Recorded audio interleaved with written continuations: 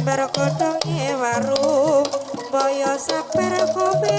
kancaku para kanca apa padha ngerti anu apa wae ngerek kowe apa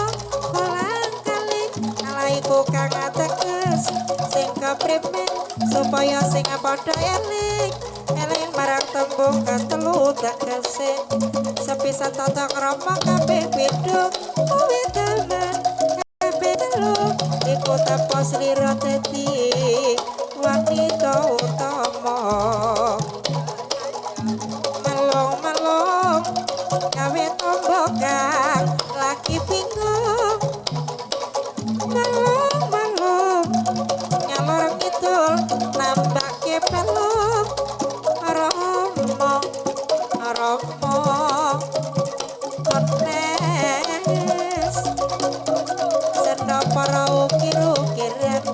sing ora ketok dadi pikiran para kanca apa padha ngerti anu apa wae ngerek kowe apa kolang kaling iku kang ateges sing kaprimen supaya sing padha eling eling marang tembung katelu tegese sepisan tata krama kabeh beda kowe temen kabeh telu iku tapa slira dadi wanita utama melong-melong sesuk bakal panen jagung melong-melong mulang aku tuh bersyukur Rama yondo benang lawe kloso amo yen ora kowe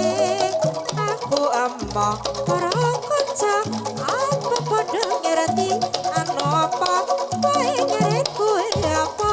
kolang kaling iku kang ateges sing kaprimen supaya sing padha eling eling marang tembung katelu tegese yedo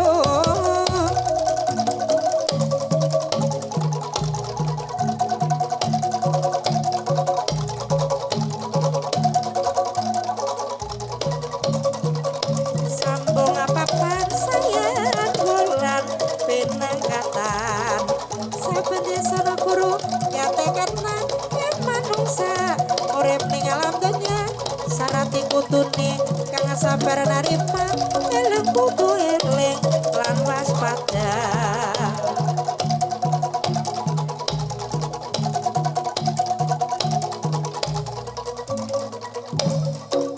melong-melong janane sana saya bingung saben sana guru katekan yen manungsa urip ning alam donya kudune bersyukur karo sing kuwasa eling kudu eling lan narima